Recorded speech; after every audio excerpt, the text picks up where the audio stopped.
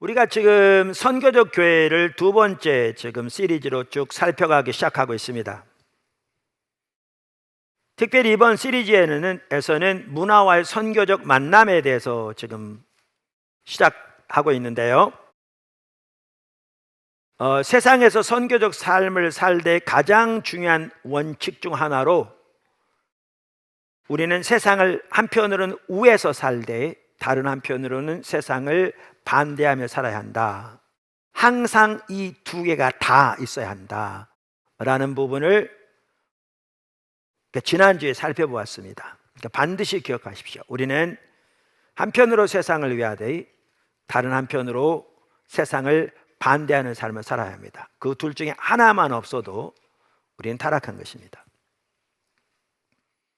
그런데 그 삶을 살기 위해 매우 중요한 한 부분이 문화와의 선교적 대면, 그리고 그로 인한 문화적 충돌을 올바로 이해하는 게 매우 중요합니다.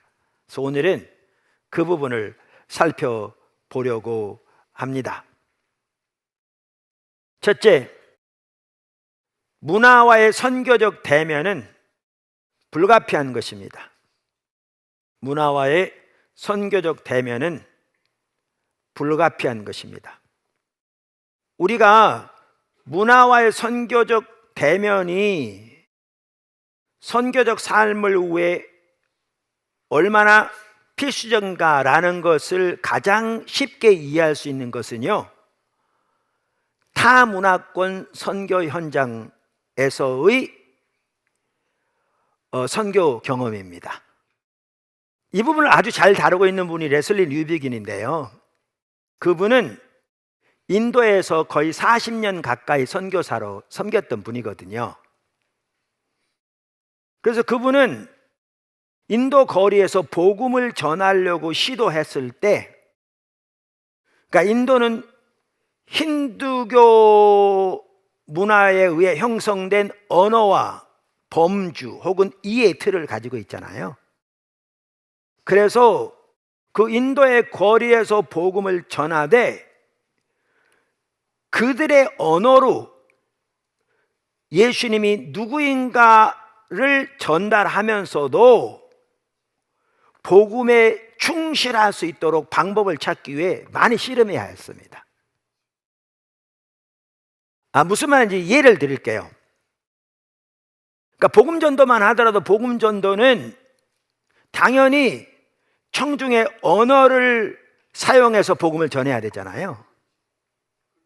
그런데 그 언어는 그 청중이 자신들의 세계를 이해하는 세계관을 반영하고 있거든요. 그 언어는. 따라서 그러한 세계관을 반영하는 언어를 그대로 사용하는 것은 그들의 믿음에 따라 복음을 왜곡시키는 결과를 가져오거든요. 제가 예를 들면 쉬워요. 자, 초대교회가 전한 복음의 핵심이 뭐였다고요? 예수님이 주님이시다. 할렐루야. 자, 그럼 인도에서 예수님이 주님이시다라고 전해야 되잖아요. 그러면 주님이란 단어를 어떤 단어를 사용하느냐고요. 그러면 타미로로, 인도 언어로 주님이라는 말을 의미하는 단어가 수함이라는 단어가 있습니다. 자, 그럼 이렇게 전할 수 있죠. 예수님이 수함이입니다. 근데 문제는 그거예요. 문제는 수함이라는 단어는 주님이라는 단어는 맞는데, 의미는 맞는데 힌두교 사상에서는 수하미가 엄청 많은 거예요. 그래서 한 전통에 의하면 그들이 믿는 바 수하미가 3천만이나 된대요. 그러면 이제 예수님이 수하미입니다, 주님입니다 라고 전하면 그들이 듣기에는 예수님이 주님인 건 맞는데 3천만의 주 중에 한 명으로 들리는 거죠.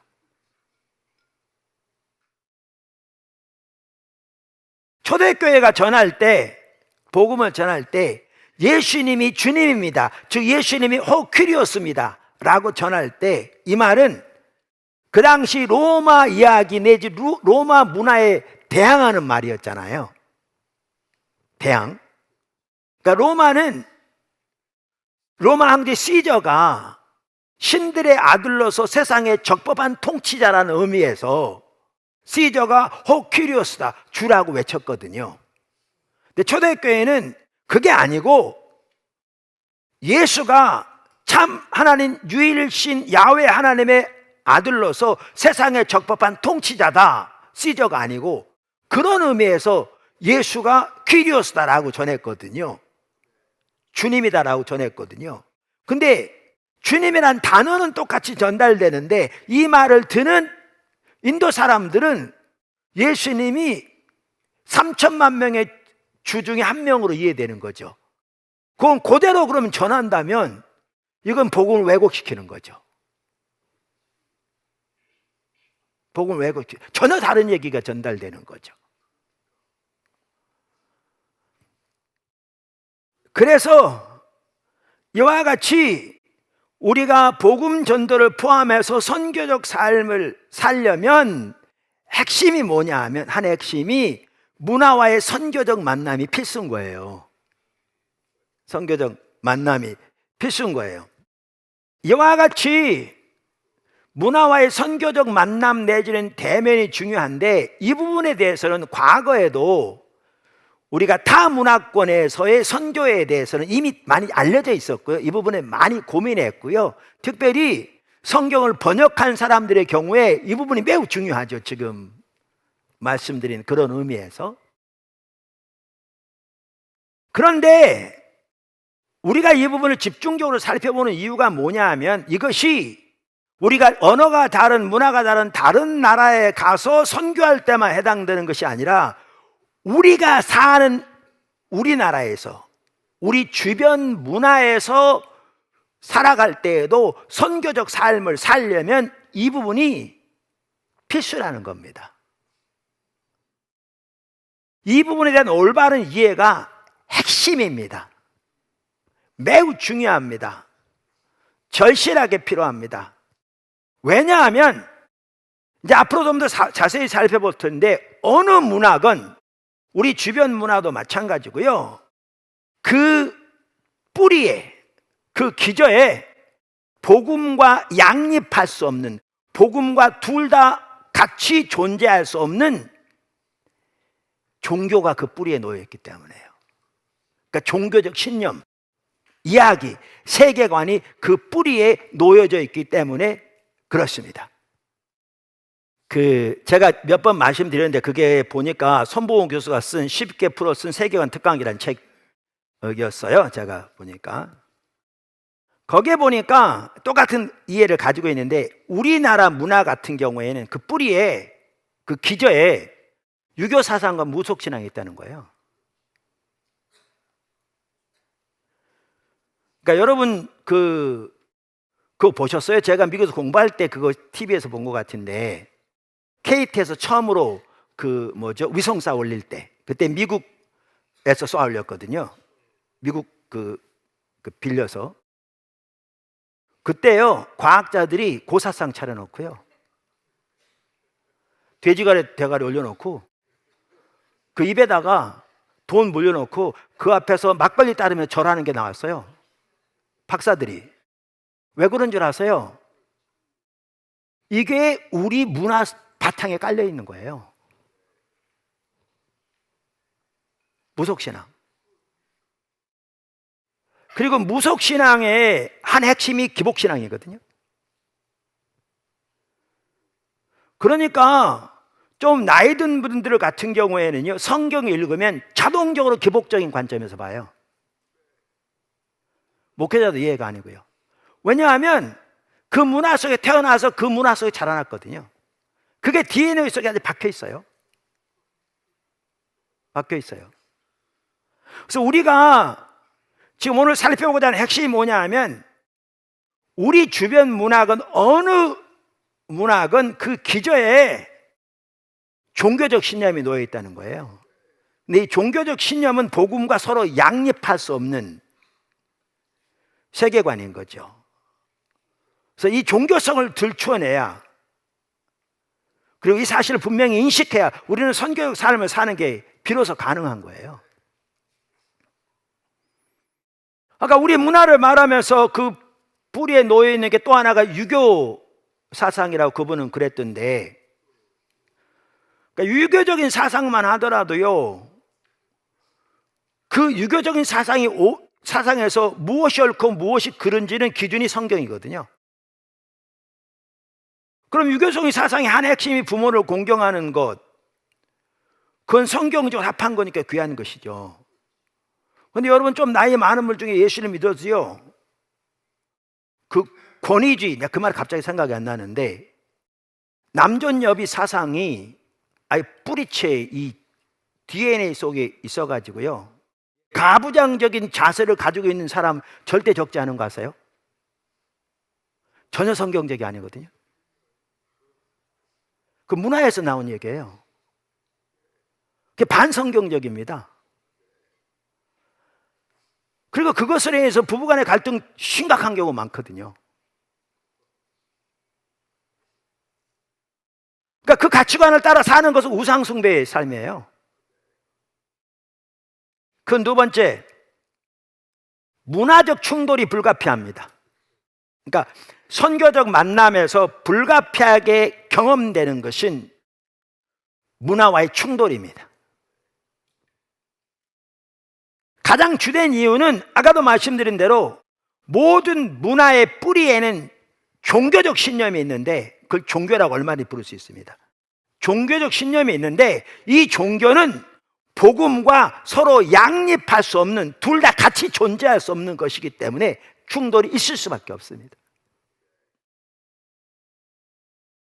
그래서 우리가 하나님의 백성으로서 충실하게 성경 이야기를 따라 살고 또 세상에서 성실하게 선교적 소명을 감당하려면 주변 문화와의 충돌이 불가피합니다. 근데 이 충돌 만남이, 여기에 중요한 단어가 앞으로 나옵니다만 선교적이라는 단어입니다. 우리가 선교적으로 만나야 되는 거죠. 무력으로 만나는 게 아니라. 작은 첫 번째, 문화적 충돌은 모든 문화가 그 기저에, 그 뿌리에 종교적이고 포괄적인 신조를 갖고 있고, 여기 두 단어가, 중요한 단어가 그겁니다. 종교적이고 포괄적이라는 단어입니다. 이건 종교적 신념이고요, 포괄적이란 말은 삶의 모든 영역을 다 아우른다는 겁니다. 종교적이고 포괄적인 신조를 가지고 있고 그것이 복음과 양립할 수 없기 때문에 일어납니다. 자, 이 부분을 올바로 이해하려면 문화를 올바로 이해하는 게 중요합니다. 그런데 이 부분을, 예를 들면 종교 중립성의 신화라는 책, 제가 한번 소개한 적이 있는데 상당히 좀 어려운 책입니다. 근데 그 책에 보면 아주 상세하게 설명하고 있는데요, 근데 이 부분을 아주 잘 다루고 있는 사람 중에 하나가 아까 말한 레슬리 뉴비긴입니다. 그는 인도에서 38년간의 선교 사역을 이렇게 감당하면서, 그리고 하나님 중심적인 사람이거든요. 정말 주님 사랑하고. 그러다 보니까 이 부분이 더 잘 보여진 것 같습니다. 그 단순한 이론적인 지식이 아니라 실제로 선교사로서의 삶에서 그걸 경험한 거잖아요. 그러니까 아주 참 잘 다루고 있습니다. 단순한 이론이 아니고 실제적이고. 그러면서 그분은 문화에서 두 가지를 봅니다. 그러니까 일반적으로 한 가지는 뭐냐 하면, 이게 이제 소위 말하면 사전적인 것인데요, 문화를 일반적으로 이렇게 합니다. 한 인간 집단에 의해 세워지고 한 세대에서 다른 세대로 전수되는 삶의 방식들의 총합. 문화는 쉽게 표현하면요, 삶의 방식의 총합입니다. 우리 살아가는 방식 전체를 합해 놓은 거라고요. 이게 문화입니다. 근데 이 문화가 뭐냐 하면 인간 집단에 시작되되 이것이 세대를 거쳐서 전수되는 겁니다. 이와 같이 문화는 살아가는 방식의 총합인데 여기에는 뭐가 포함되느냐 하면 언어, 예술, 기술, 법 등은 물론이고 사회적, 정치적, 경제적 조직 전체를 포함합니다. 이게 문화예요. 이 전체가 문화인데, 이게 일반적으로 문화라는 이해는 다 가지고 있습니다. 그런데 레슬리 뉴베기는 아주 잘 보는 게 뭐냐 하면, 문화에 또 한 가지 요소가 있다는 겁니다. 그게 뭐냐 하면, 지금 말씀드린 이 전체적인 것들의 의미를 부여하고 그것을 형성하는 그 뿌리에 놓여 있는 보다 궁극적인 면이 있다는 겁니다. 이게 종교적 신념입니다. 그러니까 어느 문학은 이걸 가지고 있다는 겁니다. 어느 문학은. 그래서 아까도 말씀드린 언어, 예술, 기술, 법, 전통 할 것 없이 거기다 정치적, 경제적, 사회적 그 모든 조직들에게 그것들을 형성하고 그것들의 의미를 부여하는 그 뿌리에 놓여 있는 궁극적인 면이 있는데, 이것이 바로 이 모든 문화의 근본적인 것으로서 사물의 궁극적인 본질을 파악하고 표현하라고 추구하는, 그리고 최종적인 충성을 요구하는 일련의 믿음이라는 겁니다. 종교라는 거죠. 그러니까 헤르만 바빙크 박사도요, 똑같은 이해를 가지고 있는 거죠. 문화는 드러난 종교다. 그러니까 일반적으로 우리가 종교하면 정치, 경제, 사회, 이거의 또 한 영역으로서 종교, 이렇게 문화의 여러 요소 중에 하나로 이해하는 건 잘못된 거라는 겁니다.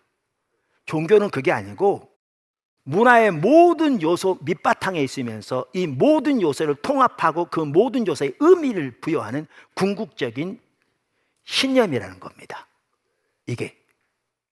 그렇기 때문에 헤르만 바빙크만 하더라도 문화는 드러난 종교다 이렇게 말한 거고요. 하비콘 같은 사람도 삶의 한 영역, 많은 영역들 가운데 하나가 아니라 본질적으로 삶의 방향이다. 뭐가? 종교가. 그렇게 말하고 있습니다. 자, 여러분 로마 12장 1절 2절 아시죠? 이 세대를 본받지 말라. 그렇죠? 혹은 이 세상을 본받지 말라.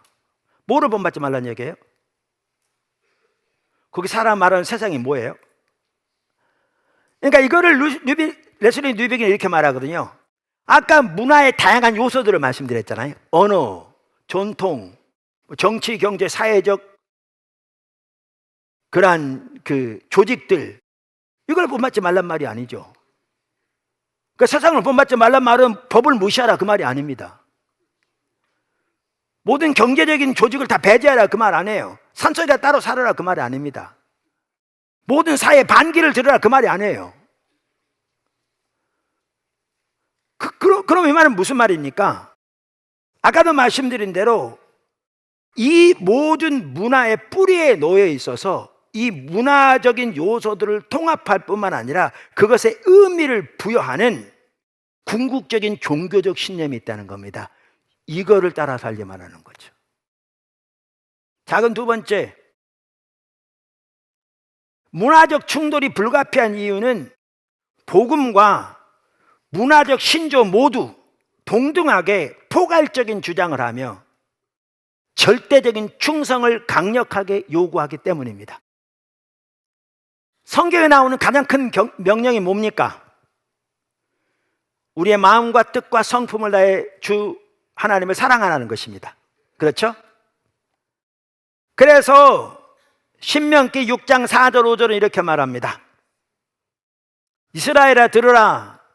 우리 하나님 여호와는 오직 유일한 여호와시니 너는 마음을 다하고 뜻을 다하고 힘을 다하여 네 하나님 여호와를 사랑하라. 아멘. 예수님께서도 가장 큰 계명이 뭐냐고 서기관들이 물었을 때 이 구절을 인용하셨고요. 본인도 그렇게 말씀하셨고요. 또한 예수님께서 이렇게 말씀하셨죠. 그러니까 우리 자신, 우리의 가족을 포함한 가장 가까운 관계, 우리의 재산들을 포함해서 우리 삶의 모든 소중한 영역에서 뿐만 아니라 모든 영역에서 포괄적인 충성을 요구하시는 것을 우리에게 말씀하셨죠. 포괄적이고 절대적인 충성. 그래서 이렇게 말씀하셨죠. 누가복음 14장 25절, 27절, 33절. 수많은 무리가 함께 갈새 예수께서 돌이키사 이르시되 무릇 내게 오는 자가 자기 부모와 처자와 형제와 자매와 더욱이 자기 목숨까지 미워하지 아니하면 능히 내 제자가 되지 못하고 누구든지 자기 십자가를 지고 나를 따르지 않는 자도 능히 내 제자가 되지 못하리라. 33절. 이와 같이 너희 중에 누구든지 자기의 모든 소유를 버리지 아니하면 능히 내 제자가 되지 못하리라. 이 말은 우리 자신이 십자가를 진다는 말은 우리 자신의 죽음을 의미하고, 가장 가까운 가족을 미워하라는 말은 다른 구절들을 비교해 보면 하나님을 사랑하되 우리 가장 가까운 사람을 사랑하는 것이 미움이 될 만큼 하나님 우선적으로 사랑하는 말이고, 우리 모든 소유를 버리란 말은 갖다 버리라는 것이 아니라 우리 모든 소유의 실질적인 주권이 하나님이 될 것을 말씀하신 거죠. 다시 말하면 포괄적이고 절대적인 충성을 말하는 거죠.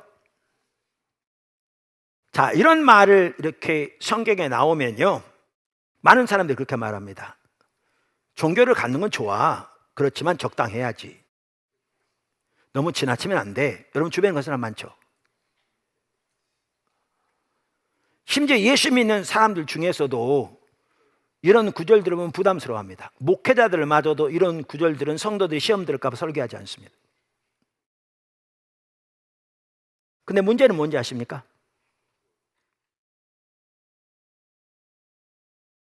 이러한 성경적인 주장은 결코 지나친 것이 아닙니다. 당연한 것입니다. 무슨 말이냐면요, 하나는 하나님께서 우리를 하나님의 존재를 사랑하시기 때문에 먼저 우리가 하나님을 그렇게 사랑하라고 하시는 겁니다. 하나님은 우리가 하나님의 피조물임에도 하나님을 배반하고 떠나 죄인 되었을 때 하나님의 독생자를 십자가에 내어주실 만큼 우리를 사랑하십니다. 십자가가 우리를 향한 하나님의 사랑의 가장 온전하고 최종적인 확정입니다.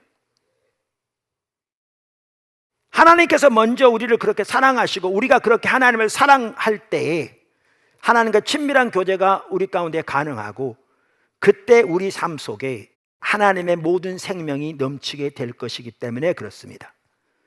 우리 향한 하나님의 뜻은 항상 하나님의 생명이 풍성한 샬롬입니다. 제가 주례하면서 가끔 그 얘기 하거든요.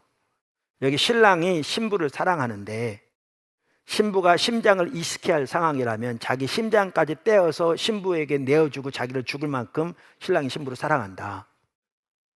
그런데 신부가 그런 신랑을 사랑하지만 어떻게 한 사람을 가지고 만족할 수 있나? 그러니까 신랑도 사랑하고 다른 남자도 사랑한다. 그러면 이 사랑의 관계가 되겠나? 안 될 거거든요. 하나님이 하나님의 존재를 우리를 사랑하세요. 그래서 우리도 그렇게 하나님 사랑하라는 거예요. 그렇게 하지 않는 게 우상이거든요. 그리고 거기 하나님의 샬롬이 넘치거든요.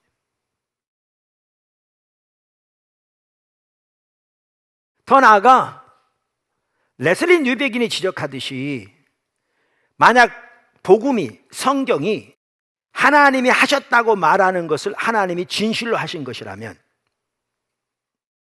그것은 반드시 필연적으로 우리의 모든 희망의 출발점이자 우리 모든 사유, 사고, 생각에 그리고 모든 행동을 지배하는 실제가 되어야 하거든요. 아까 말씀드렸잖아요. 창조, 타락, 구속의 완성. 성경이 말하는 이 사실들이 사실이라면 우리의 모든 생각, 행동의 출발점, 우리 모든 소망의 기초가 바로 그것이 되어야 하거든요.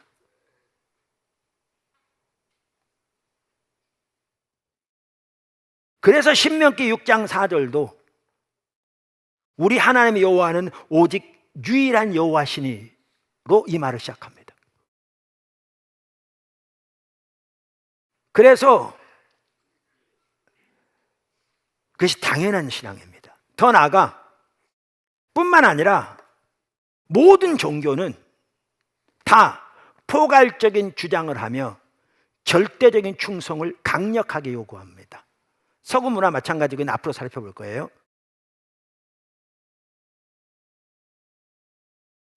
우리 문화 뿌리에 있는 종교적 신념이 다 그렇고요. 더 나아가 각 개인의 경우도 마찬가지입니다.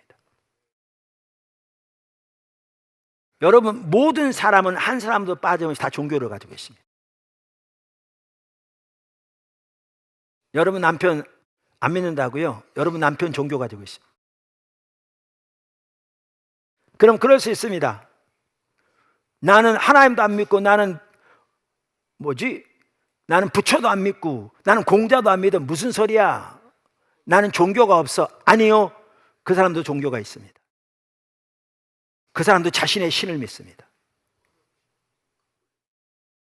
그가 믿는 신은 그가 속해 있는 문화의 종교적 신념과도 깊이 연결되어 있을 수 있습니다. 한 예를 들겠습니다. 어떤 사람에게는요, 정치적 권력이 그의 종교일 수 있습니다. 그 경우 정치적 권력은 그에게 신입니다. 그리고 그 신은 그 삶의 모든 영역을 포괄적으로 지배합니다. 그 사람의 삶의 모든 영역을 포괄적으로 지배합니다. 그리고 그 신은 그의 삶에서 절대적인 충성을 요구합니다. 그는 그의 존재를 다해서 그 신을 예배하게 될 것입니다. 그래서 정치적인 권력을 얻는 일이라면 그는 기꺼이 부모도, 아내도, 자식도, 친구도, 돈도 기꺼이 포기할 겁니다. 그 신을 위해서라면 그는 눈 하나 깜짝하지 않고 거짓말을 밥 먹다 하신 일도 기껏을 할 것입니다. 여러분, 우리 주변에 보십시오. 우리나라 지금 그런 사람 절대 적지 않습니다. 그들의 신은 정치적인 권력입니다. 그들은 당연히 종교를 가지고 있습니다. 그 종교는 그들에게 포괄적인 주장을 하며 절대적인 충성을 요구합니다. 그들은 그들의 존재를 다해 그 신을 예배하고 섬깁니다. 이게 다른 사람은 돈일 수 있고요. 다 다를 수 있습니다. 그래서 문제는 여기에서 하나님께 대한 충성이 과한가가 아니라 어떤 종교를 가지고 있느냐입니다. 즉 어떤 신을 믿느냐인 겁니다. 천지를 창조하신 만군의 여호와 하나님, 그 아들을 우리를 위해 그리고 온 창조 세계를 위해 아끼지 아니하시고 내어주신 사랑의 하나님, 그래서 우리에게 항상 최선을 주기를 기뻐하시는 하나님을 믿는가? 아니면 마치 신기루처럼 순식간에 사라질 사람들의 평판이나 세상의 소위 권력을 믿는가의 차이뿐입니다. 하나님 외에 다른 모든 신은 우상이고 그것은 생수를 가두지 못할 터진 웅덩이들입니다. 오늘날 주일날 빼놓지 않고 교회에 나올지 몰라도 하나님은 천지를 창조하신 만군의 여호와라고 믿는다고 말할지 몰라도 너무나 적지 않은 사람들은 그들이 실제로 살고 그들의 삶에서 포괄적인 영향력을 행사하며 그들이 절대적인 충성을 바치는 신은 하나님 아는 경우가 너무너무 많습니다. 작은 세 번째, 문화적 충돌은 고통스러운 긴장을 만들어내는 두 가지의 양립할 수 없는 이야기들 사이의 충돌입니다. 아까 한 설명을 다시 다른 각도로 설명합니다. 문화적 충돌은 두 가지의 서로 양립할 수 없는 이야기 사이의 충돌이라고요. 근데 여기에는 고통스러운 긴장이 있습니다. 무슨 말 설명하겠습니다. 간단히 예를 들겠습니다. 자, 온 세상은 인격체신, 살아계신 유일신 하나님께서 만드신 것이다. 이게 성경 이야기가 말하는 거거든요. 하나님 따위는 없고 온 세상은 그냥 저절로 생긴 것이다. 이것은요, 현대 서구 문화가 말한 이야기입니다. 이 둘은 서로 양립할 수 없습니다. 그래서 교회가 복음에 신실하게 살아가려면 문화와의 충돌은 불가피합니다. 교회가 자신이 증거하는 정체성에 참되게 살아가려면 첫째는 그 성패는 모든 시간과 장소에서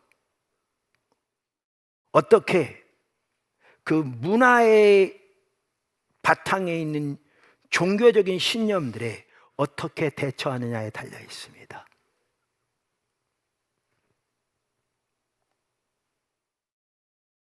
교회는 복음이 진리임을 삶 전체로 보여주는 일에 헌신해야 합니다. 이게 우리의 소명이라니까요. 성경 이야기를 구현하고 말하도록 우리는 부름받았다고요. 우리 가운데 먼저 구현되어주고 말하도록.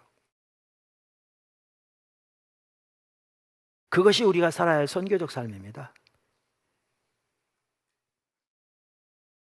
그렇게 교회가 선교적 대면을 택하면 성경 이야기와 문화 이야기 사이에 충돌이 발생합니다. 두 이야기 모두 포괄적이며 두 이야기 모두 진리로 자처하기 때문입니다.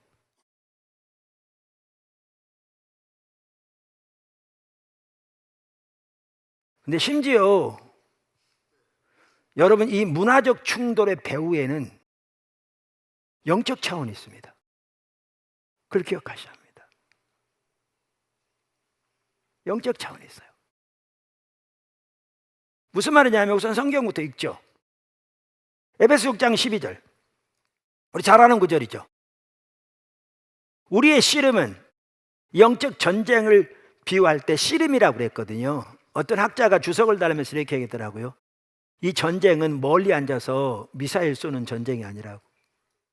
씨름은 살과 살이 부닥쳐서 땀과 땀이 엉키는 싸움이잖아요. 그게 우리가 지금 직면한 영적 전쟁을 표현해 주는 하나의 그 이미지인 거죠. 그래서 마이클 고인이 이것을 잘 표현했더라고요. 우상 숭배는 영적 권세들에게 발판을 마련해 주며 이 권세들은 그리스도의 승리를 순전히 받아들이지 않는다.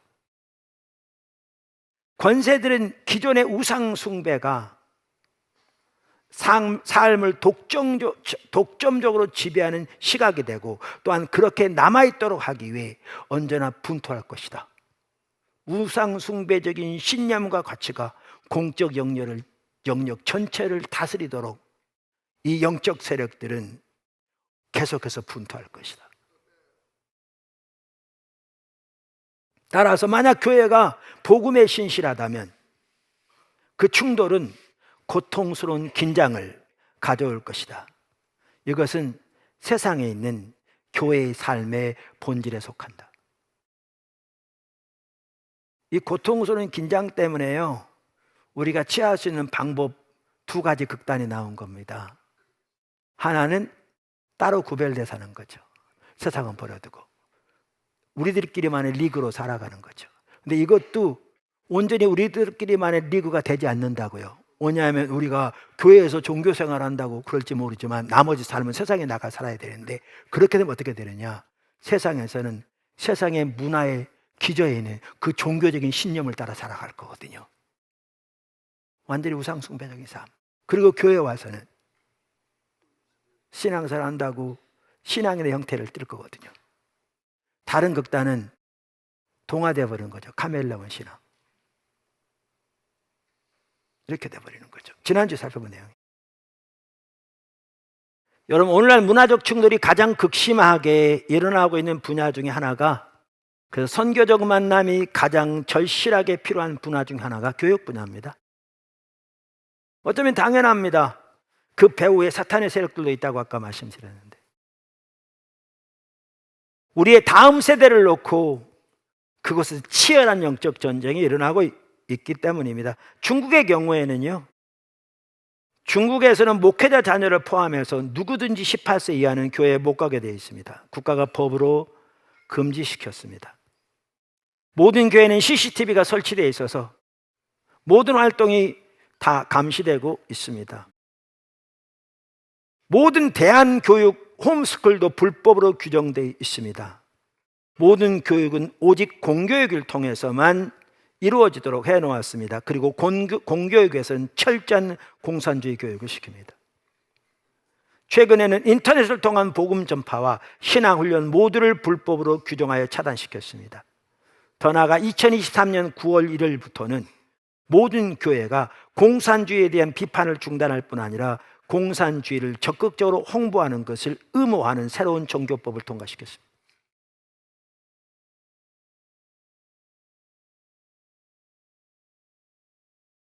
이게 중국만의 문제입니까? 그런데 그래서 여러분 여기서 보실 수 있겠지만 이 선교적 만남은 고난을 동반합니다. 쉽게 이해하시겠지만 복음과 문화의 공적 기관을 형성하는 지배적인 교리, 이 둘은 양립할 수 없습니다. 그러므로 우리가 신실한 증인으로서 선교적 삶을 살기 위해서는 종종 고난이라는 대가를 치러야 합니다. 이 고난은 영적 전쟁의 차원에서도 쉽게 이해할 수 있습니다. 교회는 우주적 전쟁에 참여하고 있습니다. 이 전쟁 가운데서 복음에 신실하게 살아간다는 것은 불가피하게 고난을 의미할 것입니다. 하나님 나라의 편에 서는 것은 옛 시대의 권세들과 선교적 대면 가운데 고난받는 것을 의미합니다. 쉽게 예를 들까요? 초대교회가 로마 문화에 대항해서 성경적 이야기를 따라 예수가 주님이라고 전하면서 그 이야기를 구현하고 말하는 대한 문화, 열방의 빛으로서 소명을 감당하면서 많은 핍박을 받았습니다.